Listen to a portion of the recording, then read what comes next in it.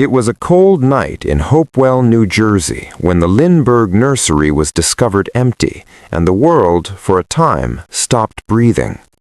Charles Lindbergh, the aviator who had crossed the Atlantic alone, and his wife Anne were famous, secure in a glamorous modernity that suddenly felt fragile. On March 1, 1932, their 20-month-old son, Charles Augustus Lindbergh, Jr., vanished. A ransom note on the nursery window demanded $50,000. The panic that followed would become the defining criminal drama of the 1930s. Within hours, the case gripped newspapers nationwide. Neighbors, federal agents, and curious strangers swarmed the Hopewell estate. John Condon, a Bronx schoolteacher who styled himself as an intermediary, talked publicly with someone calling himself John and arranged to pay. Negotiations produced a sealed exchange of cash. The infant never came home. 2 months later, on May 12th, searchers found a tiny broken body in the woods not far from the Lindbergh property. The autopsy recorded skull fractures and ruled the child dead of blunt force trauma, murder, not merely a ransom gone wrong. The crime spawned frantic investigative effort, and a new law, the Federal Kidnapping Act, passed that same year, which made interstate abduction a federal offense.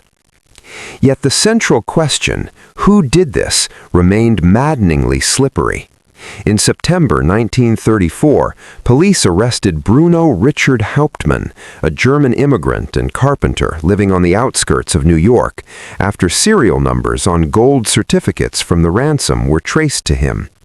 Officers found about $14,000 of the ransom hidden in his garage.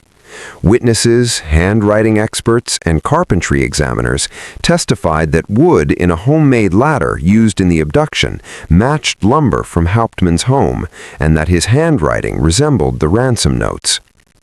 John Condon identified Hauptmann as the man he had paid. The case that followed was a spectacle of proof, prejudice, and pressure. Hauptmann was convicted in early 1935 and executed on April 3, 1936. But outside the courthouse, doubt hardened into conspiracy. Critics pointed to holes in the prosecution's chain of evidence and to investigative shortcuts. The latter match, powerful in headlines, relied on circumstantial linking methods that later analysts disputed. Handwriting identification, then and sometimes now, can be subjective. Questions were raised about the legality of searches, the handling of witnesses, and whether mistakes born of public fury and anti-immigrant sentiment had produced a scapegoat. Other theories fanned the flames, that a professional criminal ring had carried out the abduction, and that Hauptmann, whether complicit or opportunistic, was one of many, or that law enforcement, desperate for closure in the glare of a ravenous press, suppressed exculpatory leads or piled circumstantial threads into a convincing narrative.